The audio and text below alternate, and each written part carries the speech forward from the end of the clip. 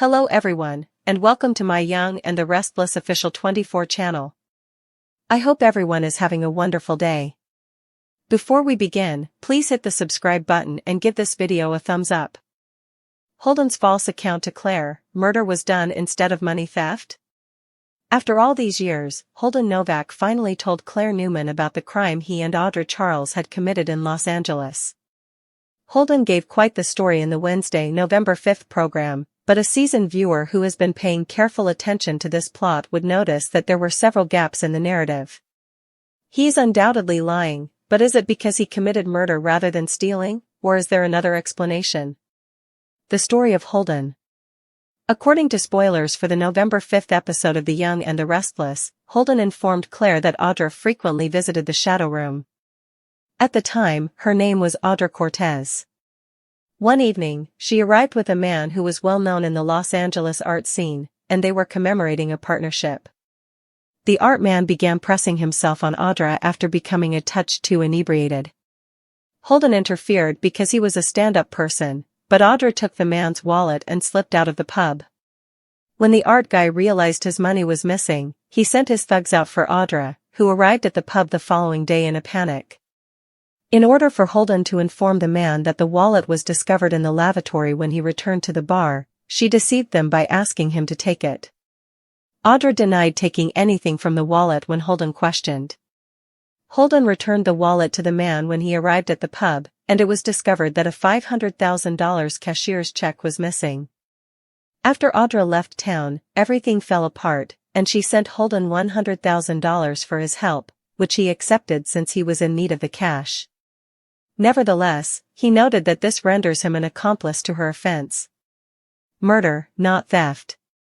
Holden's account has a significant flaw in that he fluffed over the fact that he knew Audra as a frequent patron of the shadow room.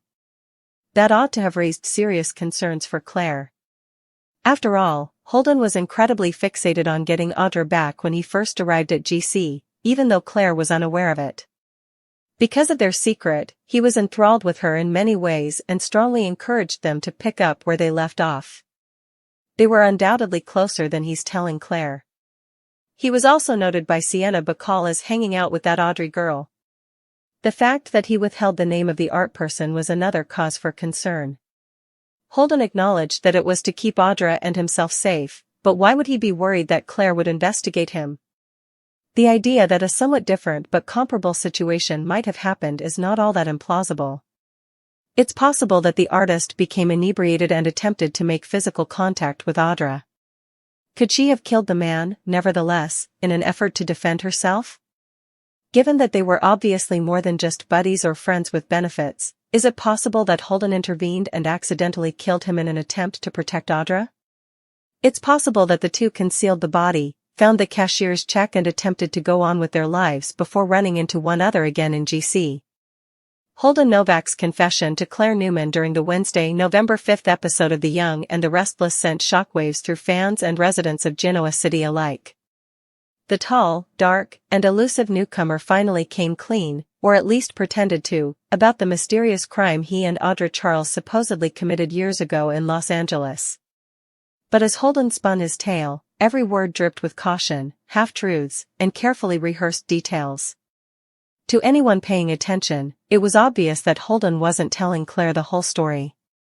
There was something else buried beneath that charming smirk and seemingly remorseful tone, something much darker than simple theft. Was the crime really about stolen money? Or did Holden and Audra commit murder that night in LA? Holden began his tale with a deliberate calm, like a man preparing to recite a story he'd told himself 100 times before. He told Claire that Audra was a regular at an upscale, dimly lit bar known as the Shadow Room, where the city's rich and reckless liked to drink away their sins. At the time, Audra was using the alias Audra Cortez, a name Holden made sound like it was part of some forgotten performance rather than a deliberate disguise. According to Holden, one night, Audra arrived at the club with a prominent figure in LA's art community, a man known for his big money, big ego, and bigger appetite for danger. They were celebrating a collaboration, Holden claimed, though he made sure to leave the nature of that collaboration vague. He said the man drank too much, started making unwanted advances toward Audra, and that he, being the stand-up guy he was, stepped in to defend her. But then, his story took a turn. He claimed that in the chaos of that night, Audra somehow slipped away from the scene, with the man's wallet in her hand. When she reappeared the next day, she was panicked, shaking, and terrified. The man had realized his wallet was missing and had sent people looking for her. Desperate, she begged Holden to take the wallet and return it under the guise that it had been found in the bar's restroom. Holden told Claire that when he asked Audra if she'd taken anything from the wallet, she denied it. But when he returned the wallet to its owner, the man went ballistic. A $500,000 cashier's check had vanished. Shortly after, Audra skipped town, leaving Holden behind to face the fallout. When the dust finally settled, she sent him $100,000 as a thank you for his silence, a payoff, as Holden called it, that made him an accessory to her crime. While Holden spoke, Claire listened, wide-eyed and trembling, but something about the story didn't add up. For one, Holden told it like a man who had rehearsed it, each sentence precise, each detail controlled, as if he were walking a tightrope between truth and fabrication. And there were holes so large, even a casual listener could have driven through them. For instance, Holden described Audra as irregular at the shadow room but acted like their connection was casual. That in itself didn't make sense. If they barely knew each other, why was he suddenly so loyal to her that he'd risk his own neck returning stolen property? The real Holden, the one who had been obsessed with Audra since arriving in Genoa City, would never have done all that for a stranger. When Holden first arrived in town, his fixation on Audra bordered on unhealthy. He wasn't just intrigued, he was haunted. He followed her, cornered her, and reminded her constantly of their secret. He wanted her back, and not for love. There was a deeper connection between them, one built on something much darker than a stolen check. And then there was the missing name. Holden never revealed the identity of the art world figure at the center of his story. He brushed it off, saying it was for their own safety. But that excuse was flimsy at best. Why would Holden be afraid to tell Claire a name if the man had simply been robbed years ago? Unless, that man was dead. The more one dissects Holden's tale, the more it becomes clear that this wasn't a simple theft. No, what Holden described wasn't the story of a stolen wallet, it was the story of a cover-up. Let's consider an alternative version, one that fits the gaps he so conveniently left out. That night at the shadow room, the art collector likely did get drunk and put his hands on Audra. Maybe Holden stepped in, but things spiraled out of control. In the heat of the moment, tempers flared, and someone snapped. A glass shattered, a struggle ensued, and one of them, Holden or Audra, struck the fatal blow. Perhaps it was an accident. Perhaps it wasn't. After the man collapsed, panic set in. The lights, the noise, the music, all of it must have felt like an echo chamber of doom. Audra, always the manipulator, might have found the man's wallet amid the chaos, spotted the cashier's check, and convinced Holden to help her clean up the mess. They hid the body, maybe dumped it somewhere no one would think to look. The $500,000 wasn't stolen in a barroom con, it was hush money, blood money, a token of survival from a night gone horribly wrong. That would explain everything, the secrecy, the fear, and the unspoken bond between Holden and Audra that still lingers to this day. When Holden reappeared in Genoa City months ago, it wasn't coincidence, it was compulsion. He had unfinished business with Audra, the kind that time doesn't erase. She owed him, not for a theft, but for a life-altering secret buried beneath Los Angeles soil. Every time Holden and Audra crossed paths, there was a flicker of something between them, fear, guilt, desire, or maybe all three. The way she looked at him when he first appeared at the jazz club in GC was telling. It wasn't surprise, it was dread. Audra Charles has always been the type to run from her past, but Holden Novak is living proof that her past can run faster. And then there's Claire Newman. Sweet, trusting, naive Claire, Victor and Nikki's newly discovered granddaughter, who's just beginning to rebuild her life after years of manipulation. She wanted to believe Holden's story. He positioned himself perfectly, the repentant man with a guilty conscience, trying to right old wrongs. But Holden didn't tell her this story to cleanse his soul, he told it to control the narrative. The dangerous game Holden is playing. Holden's decision to confide in Claire wasn't out of guilt, it was strategy. He knows how to play his cards, and Claire, still fragile after everything she's endured, is the perfect pawn. By sharing a vulnerable story, he gains her trust. By painting himself as a victim of Audra's manipulation, he steers suspicion away from himself. What Holden doesn't realize, however, is that Claire is sharper than she seems. Her time under Jordan's control taught her how to read lies, and she's already starting to sense that Holden's story doesn't add up. But Holden is desperate.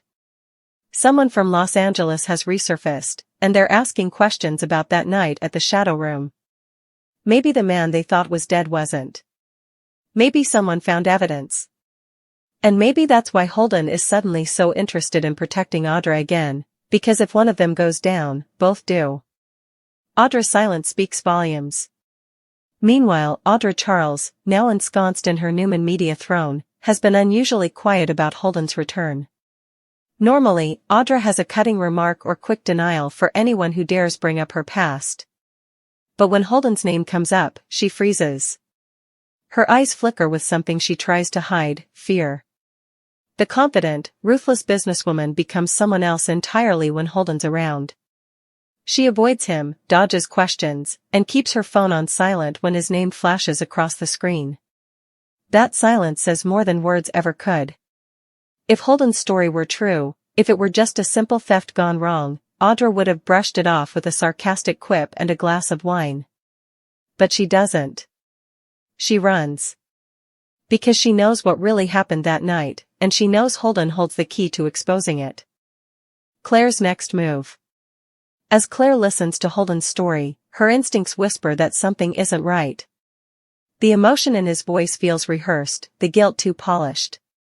She remembers the way he looked at Audra during their last encounter, the mix of longing and resentment, and realizes that this man isn't driven by remorse. He's driven by obsession. In the coming days, the Young and the Restless spoilers suggest Claire might start digging into Holden's past herself. Maybe she'll find old LA police reports, missing persons records, or even a newspaper clipping about an art collector who mysteriously vanished a decade ago. The truth could send her spiraling into danger once again. Because if Holden did commit murder, he won't hesitate to kill again to protect his secret. And Claire Newman might be getting too close for comfort. The truth beneath the Shadow Room. Holden Novak's story is a ticking time bomb. Every detail he told Claire was crafted to distract from the one thing he can't admit: the night at the Shadow Room wasn't about theft, it was about death. The missing cashier's check, the mysterious man, the alias Audra Cortez, they all point toward a cover-up that's been festering for years. Sooner or later, the truth will come out. Whether it's through Claire's investigation, Audra's unraveling conscience, or a shocking new arrival from LA, Holden's lies are about to crumble.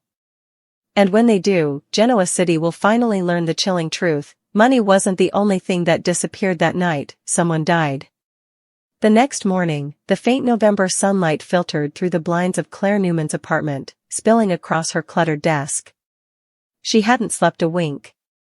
Holden's story had been looping in her mind all night, his perfectly rehearsed lines, his deliberate omissions, the way his eyes darted whenever she pressed for details.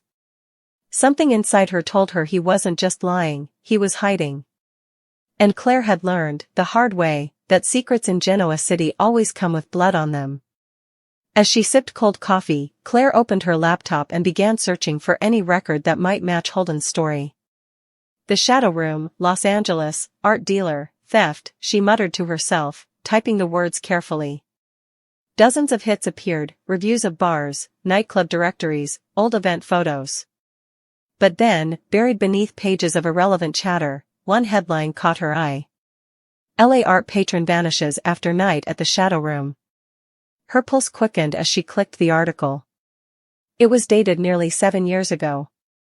The missing man's name was Thomas Laird, a prominent art investor known for his eccentric taste and volatile temper.